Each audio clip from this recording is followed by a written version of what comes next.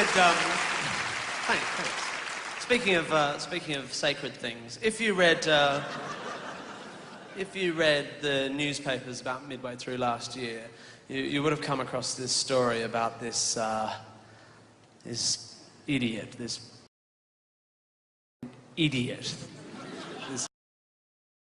idiot who decided on the approach to the anniversary of 9/11 that he was going to collect and burn as many copies of the Quran as he possibly could.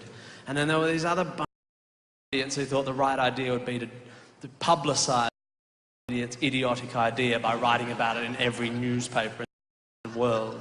And then there was this third idiots who decided that they would respond to these idiots reporting this idiot by claiming that they would eke out revenge on this idiot if he idiotically burned their sacred book. And the problem with this situation, apart from the obvious surplus of idiots, is the central notion that an object can be sacred. So what makes an object sacred? This is my copy of the Holy Quran. What makes this sacred? What is it that makes this? What makes 2,734 people suddenly nervous? about the fact that I have a copy of this book on this object. How is it different from this, my copy of Harry Potter and the Deathly Hallows? And please, I'm not saying it's not. It clearly is. But where is the sacredness? Where is the difference? But because you'd assume, wouldn't you, that it's in the words, it's in the text where the sacredness lies. It's the text, the incineration of which we fear or deplore. And yet, since the invention of the printing press and latterly the internet, these words, happily, these historic words, have been reproduced billions of times. These words are indestructible. So it can't be that. So is it the look? Can you judge the sacredness of a book by its cover? Is it these gilt edges, the gold? I mean, this is shiny too. And so if it's not that, what is it?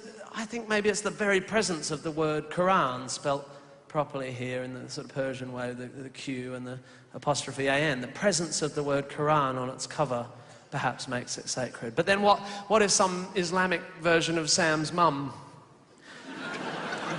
praying a little heart out, trying to resolve some UTI or migraine headache? What if she rubbed the text off with overuse and there was no longer the word Quran on the front of this Quran? Is it no longer sacred? For that matter, what if I took this yellow sticky note with the word Quran written on it and put it on the front of Harry Potter and the Deathly Hallows? Is this just had a bit of sacredness added to it? For that matter, what if I took the cover off this copy of Harry Potter and the Deathly Hallows and put it on this copy of Harry Potter? Is this? Perhaps you're justifiably now more worried about what I'm going to do with this book. If we, God forbid, got rid of J.K. Rowling altogether and was left with just this. What about this? This piece of cardboard that I underpaid my atheist bookbinding student friend to render to look like the Quran. Is this? And then again, whether or not someone holds a book sacred, why would you burn it? What sort of idiot burns a book? Burning a book is like burning a bra. After the adrenaline of this symbolic moment is over, all you're left with is a pile of ashes and unsupported boobs. Idiot.